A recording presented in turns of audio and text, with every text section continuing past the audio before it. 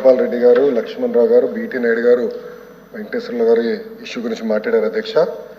ప్రధానంగా ఎన్డీఏ ప్రభుత్వం అధికారంలోకి వచ్చే ముందల చాలా స్పష్టంగా ఎంతమంది బిడ్డలు ఉంటే అంతమంది బిడ్డలకి ఇస్తామని హామీ ఇస్తాం జరిగింది. ఆ హామీకి మేము కట్టుబడి ఉన్నాం.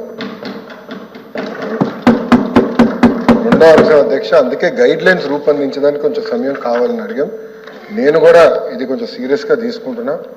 మంత్రులందరితో కూడా మేము చర్చిస్తున్నాం. గతంలో జరిగిన లోటుపాట్లు జరగకూడదనేది మా లక్ష్యం. మీరన్నట్టు గతంలో 15,000 రూపాయలని, తర్వాత అది కాస్త నెక్స్ట్ ఇయర్ 14,000కి అయింది, తర్వాత 13,000కి అయింది. 1,000 రూపాయలు టీఎంఎఫ్ అన్నారు, ఇంకో 1,000 రూపాయలు ఎస్ఎంఎఫ్ అని అది డబ్బులు తీసుకుంటాం జరిగింది. అంతేకాకుండా ఎలిజిబిలిటీ క్రైటీరియా కూడా మార్చడం జరిగింది అధ్యక్ష. గ్రామాలు వచ్చే గల 5,000 రూపాయలు నెలకు వస్తే ఆటోమేటిక్గా వాళ్ళు ఎలిజిబుల్ అనేది, 5,000 కన్నా తక్కువ వస్తే ఎలిజిబుల్ అన్నారు. అట్లా మళ్ళీ దాన్ని మార్చారు. భూమి కూడా అది కూడా మార్చారు. దాని తర్వాత ఎలక్ట్రిసిటీ కన్జంప్షన్ విషయంలో కూడా కొన్ని నుస్ఖలు జరిగినాయి.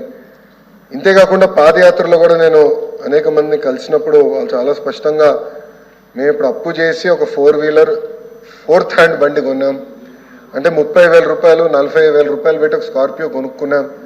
ఇమీడియట్గా తీసుకున్న వెంటనే మా తెల్ల కార్డు పోయింది, దానివల్ల మాకు రావాల్సిన సంక్షేమ కార్యక్రమాలన్నీ పోయినాయని వాళ్ళు నాకు చెప్తాం కూడా జరిగింది. ఇది కూడా మేము డిస్కస్ చేస్తున్నాం. ఎందుకంటే గ్రామ సచివాలయం, వార్డు సచివాలయాలు స్వామి గారి కింద ఉంది, మళ్ళీ ఆర్టీజీ నా కింద ఉంది. మీ ఇద్దరం కూర్చుని డేటాని కూడా ప్యూరిఫై చేయాలి, పకడ్బందీగా ఇది అమలు చేయాలనేది లక్ష్యంతో మేము చేస్తున్నాం అధ్యక్ష. సో మీకు ఎలాంటి సందేహంలా అవసరం లేదు. అర్హులు ఎంతమంది ఉన్నా ఇవ్వాలనేదే ఎన్డీఏ ప్రభుత్వం లక్ష్యం. అది మేము సాధిస్తాం. రెండోది, ఇది బోత్ ప్రభుత్వం ప్రైవేట్ పాఠశాలలకు వెళ్ళే విద్యార్థులకి వర్తిస్తుంది. ఇంకో పక్కన పెద్దలు అన్నట్టు అధ్యక్ష 2019 నుంచి 24తో పోల్చితే ప్రభుత్వ పాఠశాలలో సుమారుగా 72,000 మంది విద్యార్థులు తగ్గారు అధ్యక్ష. ఇది కూడా మేము చర్చిస్తున్నాం. ఎందుకంటే నాడు నేడు కార్యక్రమం ద్వారా వేలాది కోట్ల రూపాయలు ఖర్చు పెట్టిన విషయం వాస్తవం. కానీ ఎందుకు విద్యార్థులు తగ్గారు? గత ప్రభుత్వం సిబిఎస్ఈ తీసుకొచ్చింది. సిబిఎస్ఈ మళ్ళీ బోర్డ్ ఎగ్జామ్స్ అని పెట్టారు. తర్వాత ఐబీ గురించి ప్రస్తావించారు. టోఫుల్ గురించి కూడా ఒక ప్రశ్న ఉంది, దాని గురించి కూడా మాట్లాడతారు. కానీ నిర్ణయాలు తీసుకున్నప్పుడు, విద్యారంగంలో నిర్ణయాలు తీసుకున్నప్పుడు చర్చించాల్సిన అవసరం ఉంది. యూనియన్లతో మాట్లాడాలి, ఉపాధ్యాయులతో మాట్లాడాలి, అందరినీ కూర్చోబెట్టి ఆమోద్యమైన పరిష్కారం వెతకాల్సిన అవసరం ఉంది అధ్యక్ష. నీ జర్క్ రియాక్షన్ తీసుకోవాల్సిన అవసరం లేదు. అందుకే మీరు చూస్తే నేను మంత్రి కరెక్ట్గా ఈ రోజుతో నెల అయింది నేను ఛార్జ్ తీసుకుని.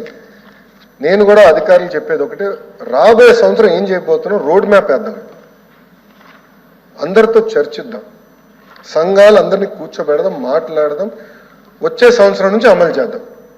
నాకు నచ్చింది కనుక ఇది ఇద్దాం, నాకు నచ్చలేదు కనుక ఇది తీసేద్దాం అనేది కరెక్ట్ కాదు. చర్చించిన తర్వాత నేను నిర్ణయం తీసుకుందాం అనేది ఒక లక్ష్యంగా మేము పెట్టుకున్నాం. పెద్దలు వెంకటేశ్వర గారు అన్నట్టు వాస్తవం, ప్రభుత్వ పాఠశాలలో అడ్మిషన్స్ తగ్గుతున్నాయి అంటే ఎలాంటి సందేహం లేదు. ఒక పక్కన ఎన్డీఏ ప్రభుత్వం రిక్రూట్మెంట్ కూడా చేస్తుంది. మీరు చూసారు, దాదాపు 16,000 మంది ఉపాధ్యాయుల రిక్రూట్మెంట్కి మేము తొలి అడిగేసాం. అది మేము నెక్స్ట్ అకాడమిక్ ఇయర్కి మేము పూర్తి చేస్తాం. కానీ ఇంకో పక్కన చూస్తే దాదాపు 11,000 పాఠశాలలో 10 కన్నా తక్కువ మంది విద్యార్థులు ఉన్నారు. ఎందుకున్నారు?